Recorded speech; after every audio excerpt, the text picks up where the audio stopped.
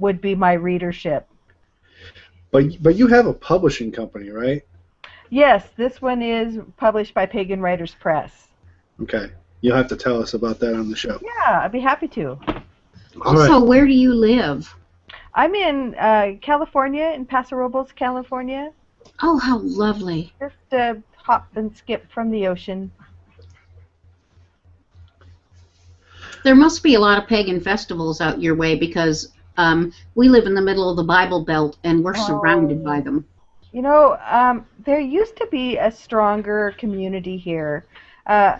North, of course, I'm not too far from San Francisco, so up in the Bay Area there is a lot of stuff going on. There's really not much happening in my specific area. I think it's an expensive place to live, and so it kind of squeezes out younger people.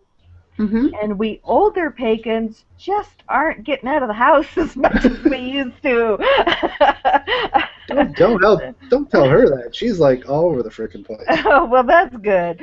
Yeah, but I don't do camping or anything like that. And Oh, the majority yeah. of the festivals are camping festivals. Right.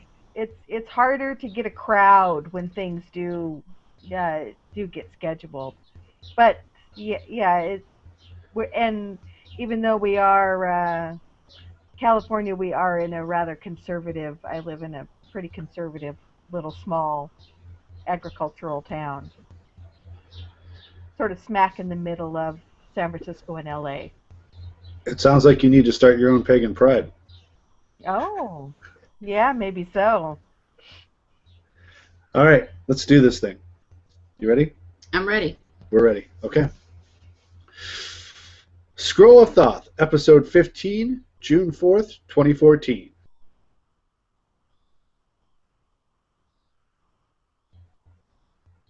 Welcome back, everybody. Hi, guys. How are you doing, Colleen? Oh, well, you know, I'm so happy to find June coming here, and everything is growing so beautifully, and the rainstorms, and it's 85 degrees, and I'm sweating, and I'm sweating. And I'm I sweating. know, but I have tomatoes and all kinds of lettuces, and I'm just real happy. Okay, we'll let you be happy. Tonight we have a very special guest, T.J. Burns. She is the author of Writing Wild, Crafting the Pagan Memoir. She has been a pagan ever since, well, why don't we ask her? She's been a writer, stories, poems, one-act plays, has a couple other books out, and has an MFA from writing from Goddard College. And she is making writing her passion and her profession. Hi, TJ. Hi. How are you this evening? I am very well. Besides that it's too hot. Hot. Not for Colleen. Anything above 65 is too hot for me. It's too much. Well, you'd melt here where I live, that's for sure. I would imagine. Are you out in the desert, or see? Well, we're close to the coast, but just enough inland that we get some pretty high temps in the summer. It's commonly 3 digits in the summertime. Yikes! Yeah. Oh. Anyway, as I started saying, I thought we'd let you tell the story, because that's the one thing I noticed about your book is that it was really cool, all the little stories that you included, and it very much, and this is very high praise because I love this book. Oh, thank you. Well, I loved your book, and I also love the book I'm about to compare it to, Stephen King's On Writing, where wow. he tells stories of his childhood and what turned him into a writer. So why don't you go ahead and tell our audience how you became a pagan? Well, first, thank you for that high praise. To even be in the same paragraph with Stephen King's On Writing is, a pretty monumental praise. So thank you for that. I really became a pagan on accident. I often say I stumbled onto the goddess path um, by attending a woman's full moon ceremony that I really didn't know what I was getting into. I just knew that I was called to do it. And I grew up in a fundamentalist Christian religion. I grew up as a Jehovah's Witness, and so I brought a lot of fears and prejudices and misinformation to my attendance at this circle. And I was with a girlfriend who we had been uh, um, reading esoteric books and just starting to hear about, this goddess thing. What's that? Who's she? Why didn't we ever hear about her before? I'm going And to be mean. I'm going to be mean. How long ago was this? oh, this was almost 30 years ago. Okay. Almost 30 years ago, for my first attendance. And so yeah, so we went, and I actually thought that at the door they were handing out joints. And my friend was 5 years in recovery, and I was like, "Oh, we can't go in here. We can't go in here." And she's like, "Calm down, calm down."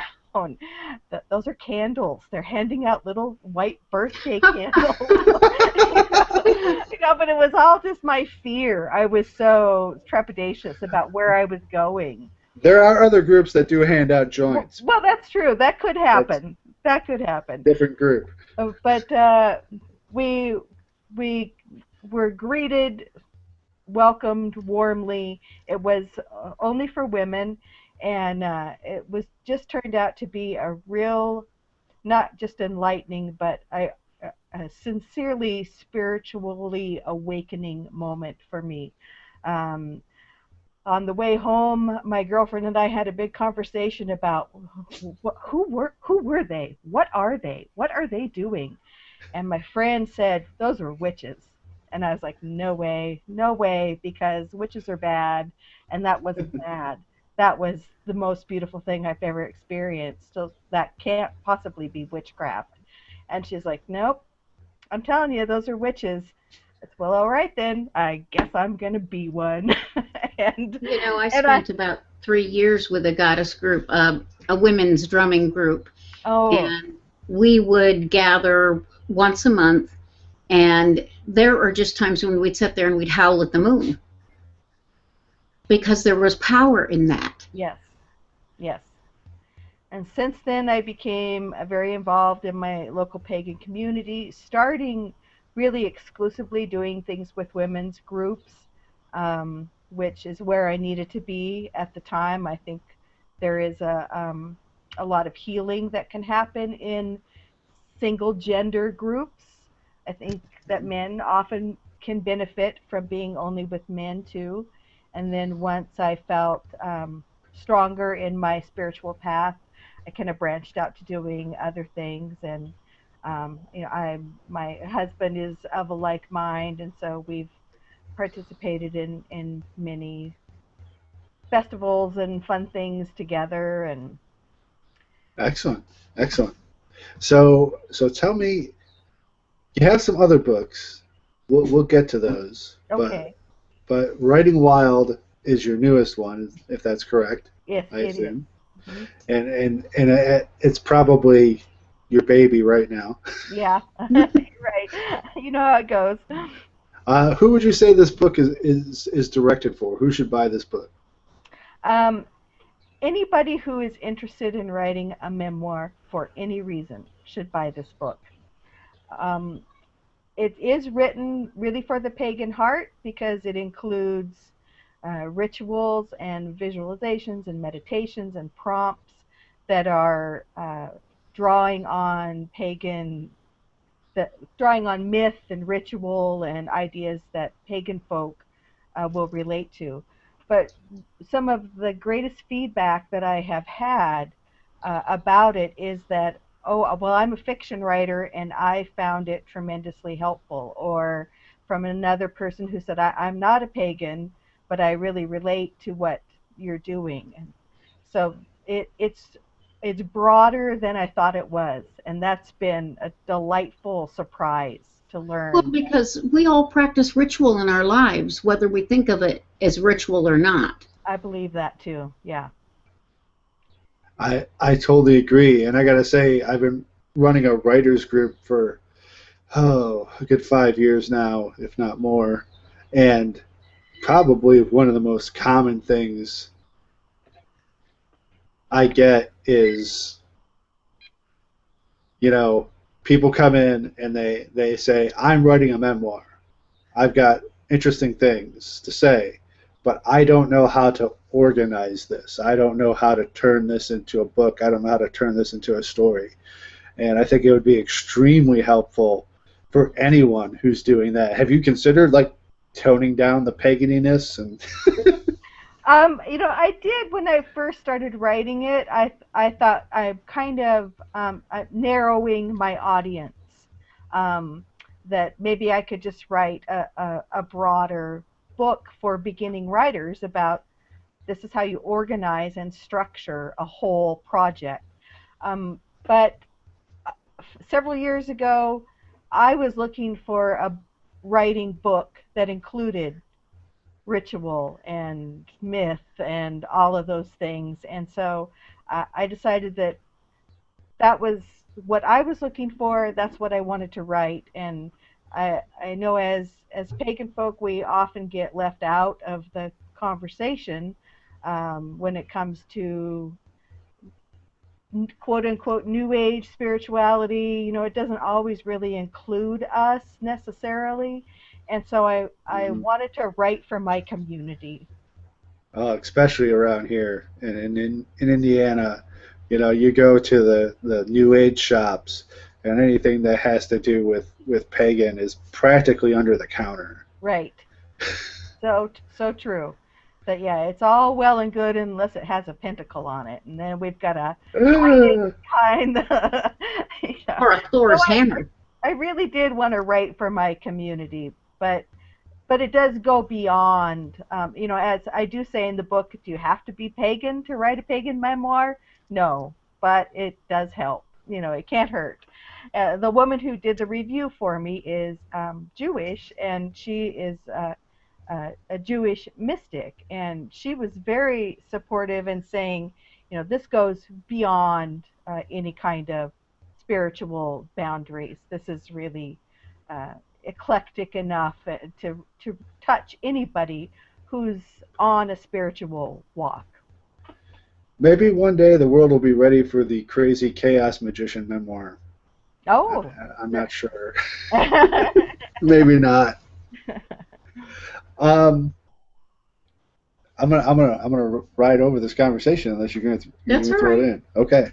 You mentioned mythology as good material for your memoir.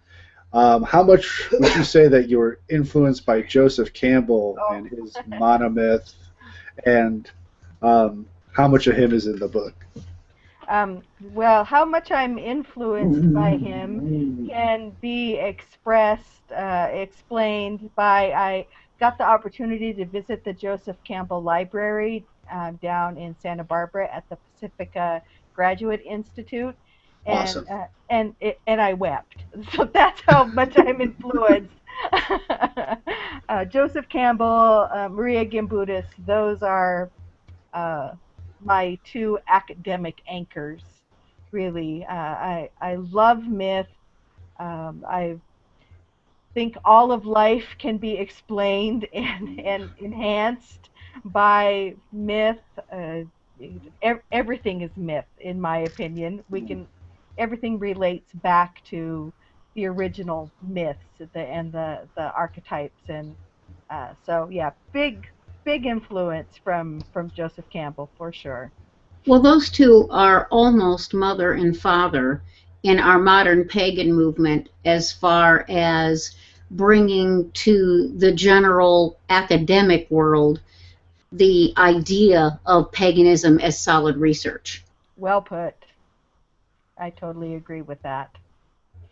Yeah, I think too many people see paganism as just a bunch of stories, or mythology is just a bunch of stories, and that it has no theology, it has no core values, it has nothing that you're showing you, and those people prove them absolutely wrong. Yes. And for me as a magician, I have found that mythological, making my life a myth is a tool, is a great tool for enhancing your magic. You become the hero of the story, you become the god, you become he who is reborn, or whatever you need at that time, and it just makes everything 1,000 times easier because you're a myth. And isn't it such a point of personal empowerment of, um, that I don't control this story, but I am the hero in it. And so there are a lot of factors, a lot of stones placed in my path, a lot of challenges, a lot of surprises that I don't have control of everything that happens. But I'm not the victim. I'm not the second player. I'm the hero.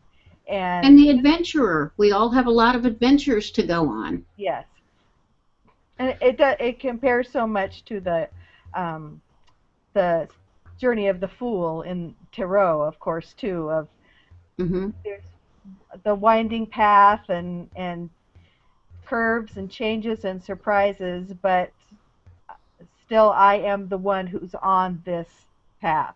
It's not happening to me. I am putting one foot in front of the other and making it happen. And that plays very heavily into the idea of pagan ethics, which a lot of people think that we don't have. But that whole idea of responsibility, of picking up and taking responsibility for our lives, we are not the victim. We are the protagonist. We are the one who goes out and is doing the journeying and discovering. And it is our choice how exciting we make that adventure that we are living. Yes, I agree. Coming from uh, Christian fundamentalism, um, you know, this is all the opposite of what I was taught as a child, really, Right. especially as a female child, quite frankly, that, I was not the hero of any story. I was not the adventurer in any story. At best, I was the helpmate.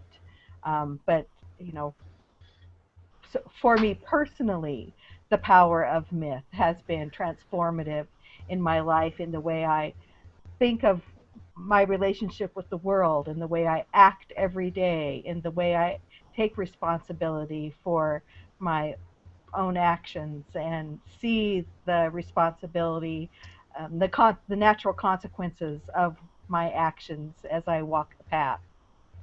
Now, when you talked about when you first got introduced to witches through your Scary full moon witches. circle, and I guess the question that I wanted to ask you was, did you consider yourself to be Dianic at that point in time? And if so, were you working with any of the, you know, like Reformed Congregation of the Goddess or anything like that? I was definitely Dianic at the time, and because I live in a small community, and I was fortunate enough to meet up at that full moon circle with some mentors, um, and so I didn't come from any sort of formal Wiccan tradition. Wasn't working with any big groups. The woman I was originally uh, who was my original mentor, she had more experience with uh, formally degreed witches, and she kind of left that behind. She found she wasn't completely comfortable with the hierarchy and the dogma that can sometimes go along with traditional Wicca. And so she branched out from that too, and she taught more, as I think would be appropriately called woman's ways, more than anything, more than any other title. It was goddess centered women's spirituality. Well, when we practice a more eclectic path, well, however we include or whatever we include in that eclectic path, then we do indeed become the center of the journey, as opposed to a degreed program where we follow someone else's prescribed steps. Yes, and not that that's a bad thing either. That can be a great foundation for your spiritual path, wherever it takes you. Um, Again, I don't mean to keep harping on this, but coming from a very conservative fundamentalism, I really rejected any religion.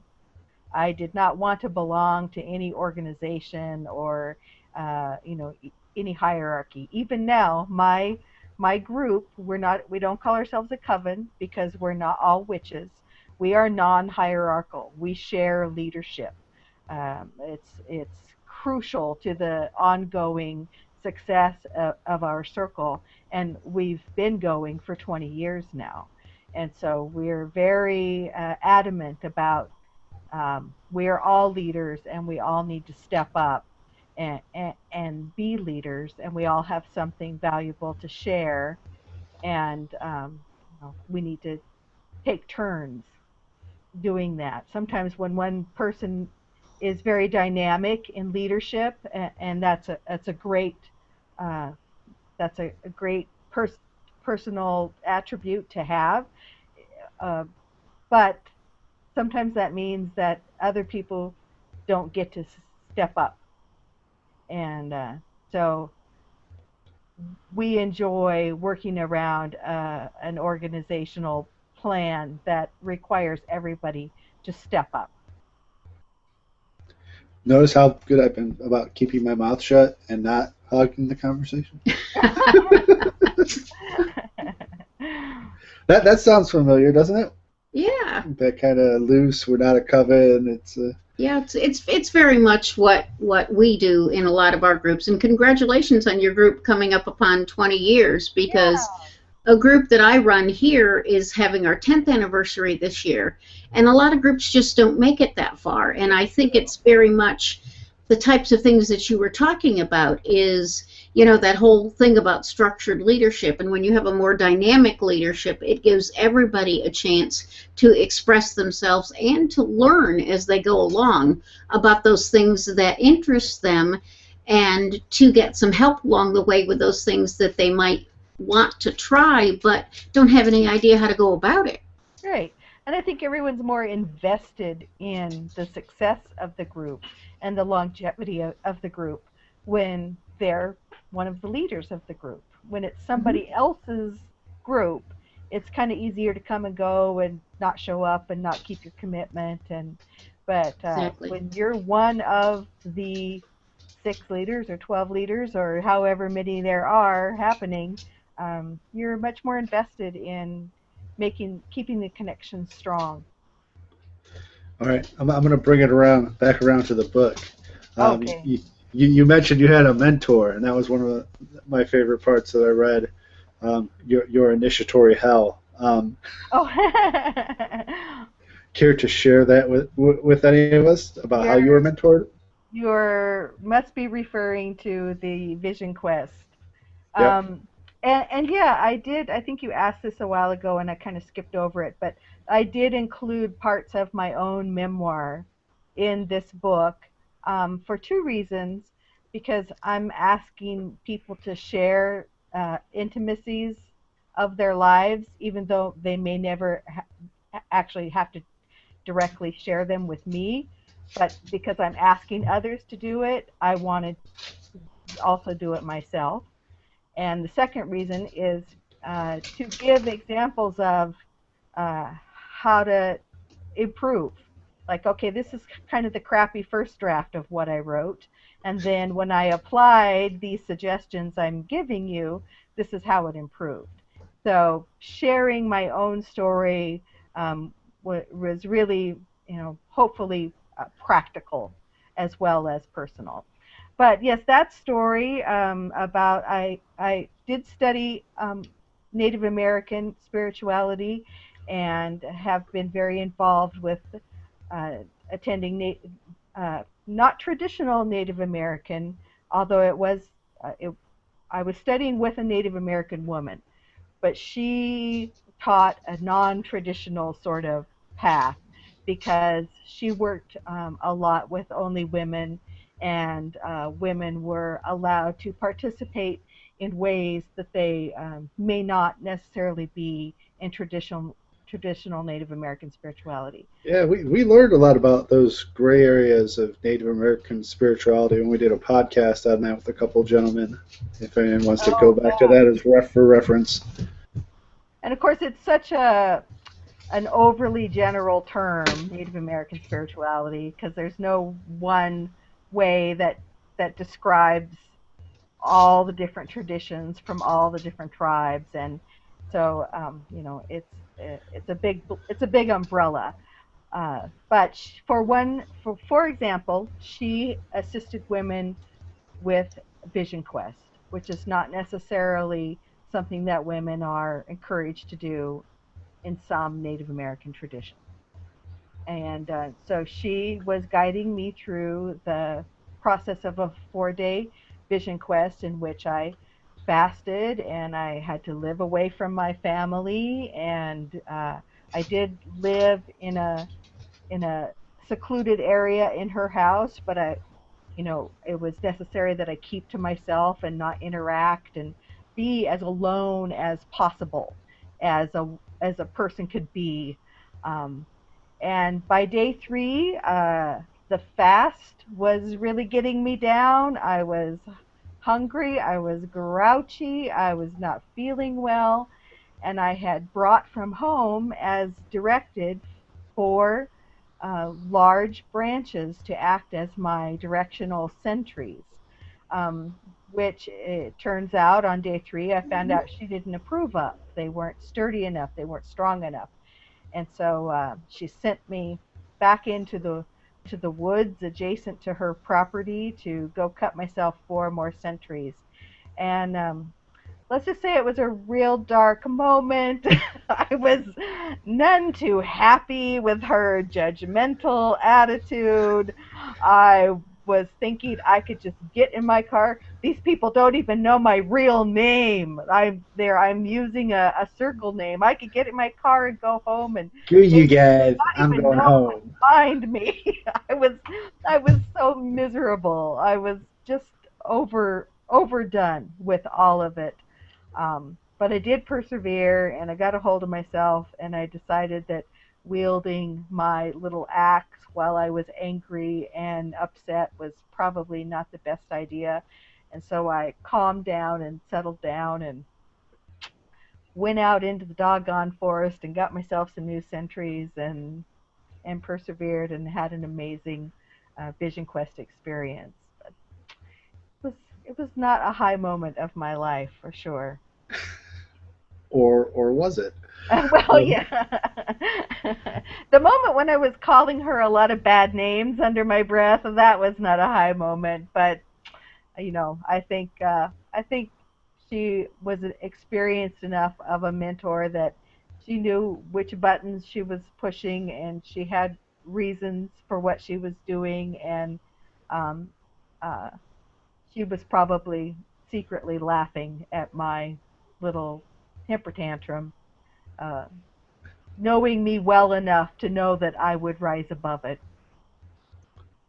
Now, why do you think it's important for people who are on a spiritual path to do practice some kind of magic or other spirituality? Why is it important for them to do something like this? To do something like Writing a memoir. I'm sorry. write a memoir. Well, I do recognize that not everyone needs to do it, but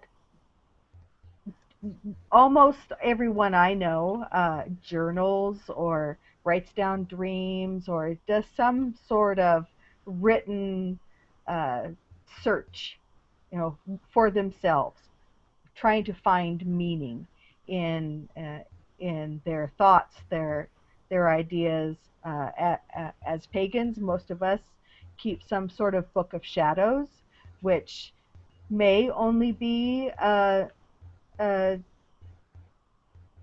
ingredient list or a step-by-step record of our rituals, but is often more than that. It often includes the experience, the what we learned, what we would like to do better next time.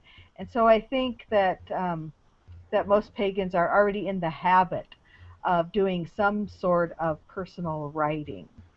And I believe, because of course it's been profound for me, and so I think it is potentially profound for many, that examining my past as well as my present through writing and then personal inquiry has just revealed a lot that I didn't know was there. It's helped me to move past some difficult things, to really reach a place of healing and peace with some negative experiences in my past. And it also helps, I think, to sort of chart the course for where I'm going next. I've done that. Now, what do I want? I, you know, every magical order I know of requires a journal. Um, and I think another great thing about it is it ends up being a bullshit detector. Oh, Um, you know, we talked about mythologicalizing your life. Now, that doesn't, some people might take that as, tall tales and making up stories. But to me, it's more about picking out the parts that were actually really important and not, the BS that you thought was so grand at the time. right. And I have found as doing it that when I go back and write about my experiences, I know which ones were, I thought was going to be awesome and weren't, and which were in my head and which ones were not. Yeah, I agree with that. When we look closer, it is often some of those subtleties, um, those seemingly small lessons that carry the most profound opportunity for insight. Well, I'm sitting here because I'm not a writer, um, and I'm kind of going like this because I do have a degree in writing, and I have published a couple of books of poetry, and yet I'll sit here and say I'm not a writer. Huh. And that's because I rarely ever write anything anymore. But as I'm listening to you guys talk about how meaningful the process has been in your life, it made me think back about some of the times when I did write a lot. And I wrote those journals. And later I went back and I read a lot of those journals. And what I discovered by reading those journals was that, excuse my English, I was a whiny little bitch. And that I had put myself in the role of victim and blamed everybody else around me. Bullshit detector. And Yeah. coming back and reading those things said to me, this is not the person I want to be. This is not what I want to be remembered for. And God's forbid that my children ever find these. Mm. And then I burned them. But One thing I have to worry about. it really, really changed the way I lived my life and Yeah, what I thought about myself. yeah. I think, and that's the process of inquiry. I think that, um, you know, we could write whatever we need to write at the moment, but if we're willing to go back and say, okay, now what of this is really my truth, and what was just reaction, that can be sort of mind blowing, and a lot of people write memoir to move past abuse or neglect or other traumatic experiences of childhood, and we I think a lot of us kind of start thinking that that's what memoir is. I'm gonna write about the bad stuff from the past, and I'll be able to to remove it, or it never gets removed, but to smooth it, at least to feel better about it. And sometimes when we write about the past and if we're willing to be honest and do a little homework and ask mom about, who was Uncle so and so and what did he really come over here to the house and do this or that, and that once we really find out our stories, those monsters of our childhood become humanized. And as they are humanized, we are able to release, let go, um, not be so fearful, not worry so much about our own ability to be good judges of character, or, it just allows us to release so much. And then once that work is done, then I think is when it does get to the more interesting place of, okay, that was who I was. Now I'm going to write to help figure out who I am right now and what I want in life, and am I really getting it, and And how am I that's the going to hero's get it? journey. Yes, yes. Cool. Well, before we run out of time, I promised to ask a couple questions. Number one, about how you got this book out released, and your publisher, and tell us about that experience.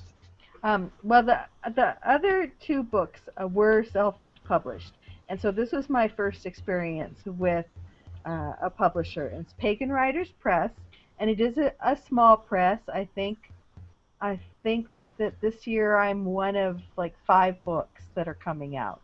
I, that number could have changed, but so it's run by a woman named Angie Merzaka. It's one of those names that need to buy a vowel. I'm probably saying it incorrectly. Um, but she's, chief cook and bottle washer over there. She pretty much does it all. Uh, and so going through a publisher this time has been so enlightening and so much fun, because she's hooked me up with promotions, and the publishing house is publishing some anthologies this year to help promote everybody, and I get to write more things for her that are going to be published. And so the connections and the opportunities and the networking really do open up, even with a small publisher. Um, and that's been fun. Whether it results in a lot of book sales or not, I'm hoping so. But even if it hasn't, it's been a lot of fun. I feel like my writing world has expanded tremendously, and I would be happy to be published by her again. And if not, I've learned a ton about how to promote myself. And so the next thing I write that is self-published, um, I at least have more knowledge now than I did before of how to get some attention to my project. I can only imagine, as being self-published myself, not having to get a cover, not having to format, not having to do a whole lot of work. Yeah, to just have That's all that done. and I started this podcast essentially to pimp my book, so I know how much work goes into promotion too. Tell us about your other books, though. Well, the other books, one is ebook only. It's not in print, and it's called "The Ones Who Dance Alone: Full Moon Celebrations for Solitary Witches."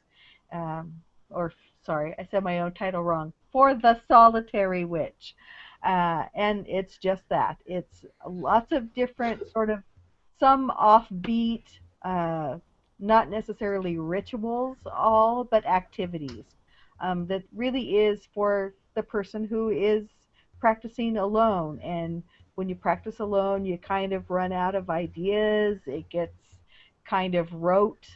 When you go out to do your full moon ritual, maybe you live in a little apartment somewhere and you don't even have a place to go out and see the moon. So there's lots of different ideas that uh, anybody really can adapt, and it's not just for women. It's for anyone. Uh, so yeah, it's very diverse. I tried to get very creative with it, because I have in my own practice, wanting to always honor the full moon, but not always inspired to go outside and do a full ritual. Maybe I could do something else to acknowledge the cycle that's more fun and creative and different. So that's that one. And the other one is a little short story, and it's under my full name, which is Tammy J. Burnstead. That's not a real tough code to crack there, my pen name versus my full name. But uh, once upon a time, there were still a lot of family members living who I didn't want to know I was writing pagan books, and so hence the pen name. Now, unfortunately, those family members are gone. But the other one is a short story called Zombie Cats, and it's dark humor. Although I have been surprised that some reviewers actually thought it was scary, they actually considered it horror, which I thought it was too goofy to be horror. It's kind of poking fun at the genre of zombies, but also taking a little look at our humanity too, I hope, and trying to be funny all at the same time. Very cool. And your upcoming projects? I'm working on, I have two projects right now. I'm working on a book that is tentatively titled Slow the Wheel, uh, a guide to savoring the seasons for crones. I am one now. I've moved into cronehood, and so I'm writing a book of a year's rituals and activities, something to do every week to go a little deeper into the changing of the seasons and the 8 rituals that we celebrate on our pagan year. And then I'm coming back to my first love, which is fiction writing, and I'm writing a novel called Meeting Ganesh at the Silver Lake Mall, which is kind of it's a spiritual romp, is what I'm calling it. It's a magical realism, a little comedy. I think I'm funny. I like to be funny. I like to try to make serious points with humor. And so I'm trying to allow my sense of humor to really come out in this novel, not take everything quite so seriously. In one of James's stories, he has Ganesh coming by on a bicycle A and skateboard. a skateboard. I'm Big, sorry. thick glasses and a skateboard. He's a nearsighted elephant on a lopsided skateboard. And it was really, really very funny. But I want to be one of the first people on your distribution list for the Crone book. Oh, great. Thank you. Yeah, I'm really loving writing it. I love ritual. I connect, I resonate, I really live, well, as we've already discussed, myth and ritual. And I'm always looking for more things to do. Participating in the standard Beltane ritual once a year is great, but then there's 6, 7 more weeks of the season that is Right. Beltane, and I want to experience it a little more fully and help others experience it more fully as well. So Well, that's and what that as one we is. said earlier, we're not as young as we used to be, and we just don't romp in the woods as well as we used to either. It's true. I Speak for recently yourself. I recently Okay, I am. I'm started old. facilitating gatherings at a chapel where we used to meet, we gang, several years ago, some 20 years ago, and where we all in our lovely youth, sat on the hard floor in a circle, cross-legged, and we all had to have a laugh. It was many of the same people from the olden days. No, no, We had sitting to have cross-legged on the floor. chairs. There's Yeah. no more sitting on the floor for 3 hours. We gotta have a chair. Isn't there a phase in between crone and sitting in the chair? Isn't there? I'm in the chair, but I'm still, You're not a sage yet. yeah. I'm not sitting on a hardwood floor for 3 hours. Yeah, Not gonna happen. it's not We call fun. those urban pagans. Yeah. They need chairs. I've got one of those, kneeling chairs for meditation. How's that work? That works really well for me. As long as Oh. I've got a pad for my knees, I'm good. Yeah, might have to try one of those out. That way you can pretend you're doing some kind of lotus meditation stance. There you go. Yeah. It keeps your back straight. Keeps your back straight. That's Um, good. so before we let you go, maybe tell us what's the one thing that you would like people to carry away from your new book.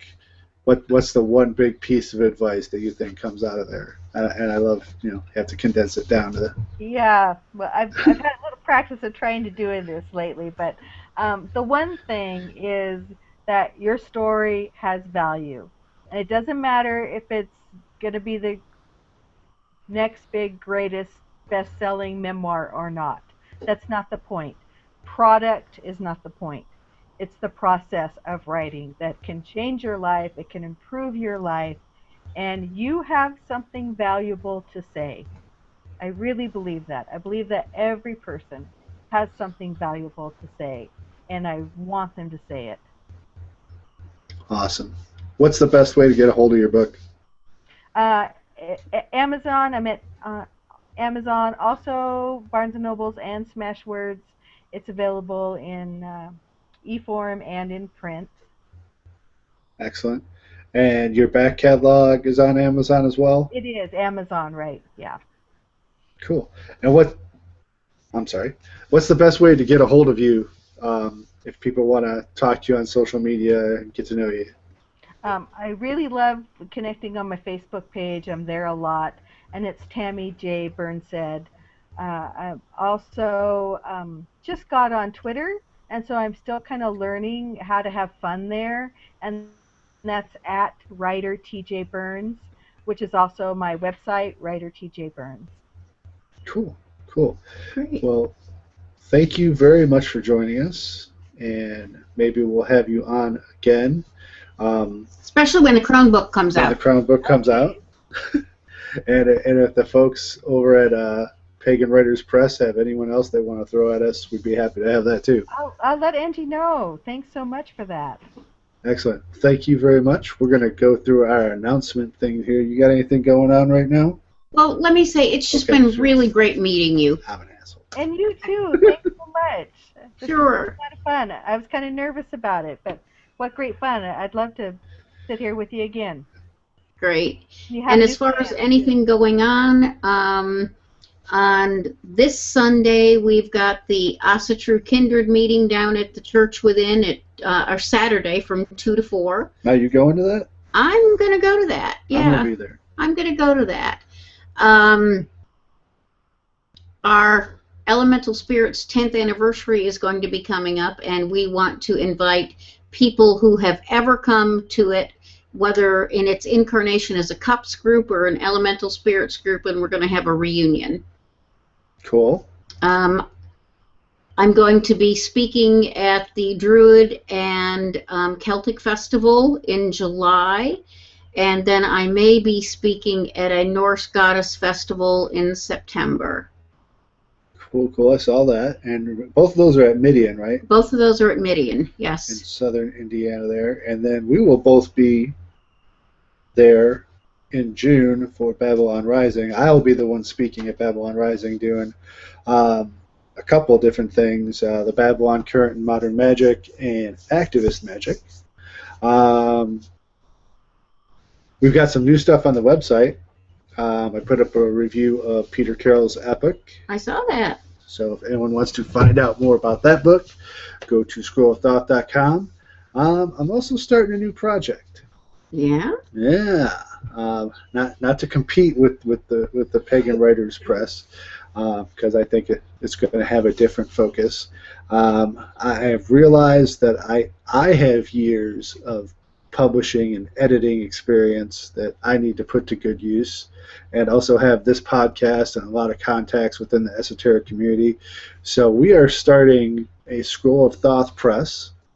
We are looking for writers who want to contribute either entire books, or we have a couple of anthologies already in mind. If you go to the Scroll of Thoth website, if you are a writer who is just starting out and has something to say about magic, we want to hear from you. So you can go to the website and email me, James, at scrollofthought.com. That sounds exciting. I might actually dig some of my stuff up and submit it. All right. You have to go through the process like everyone else. Okay. I'm kidding. You're part of school. I know. Okay. I know. I was just giving you a hard time. I understand. Anything else you got going on? Well, there's always the prison stuff, and that's going along real well. And I actually applied for a job as a chaplain through the prison system. Wow. And we're going to see what adventures that might take me on. Adventures are good. You learn from adventures. Or die. That's a form of learning. It is. How about yourself? Besides Babylon Rising, got a Left Hand Path conference coming up in July, and writing, all that good stuff. So, if folks want to learn more about what we do, come to the website, scrollofthought.com, get the show notes for this show. We also have an Amazon search window there. If you are going to shop on Amazon anyway, go to Scroll of Thoth first. Type your search for Amazon into our Amazon search window. We get a couple pennies, and you pay the same. It's a good way to help support the show. Also have a PayPal button. If this show helped make your commute a little nicer, or you got some good information from Scroll of Thoth, please leave us a donation. Buck a show is an excellent way to go. We have a phone number, 317-296-3247.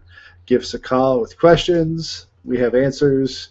Tell us how you feel about the show. Tell us if we suck. Connect with me at jameslwilbur.com, my Tumblr blog, scrollthoth.tumblr.com, magicalrecord.tumblr.com, and James L. Wilbur on Twitter, James L. Wilbur on Facebook. I'm fucking everywhere. He's everywhere. Everywhere, man. Just look me up as Colleen Kelly on Facebook, or Wooglet, WOOGLETT, at gmail.com. And tonight we are actually doing this in Google Hangout. So we've been able to see one another, and this is kind of fun. So maybe sometime in the future you'll get to see us too. Yeah. But we do have faces for radio.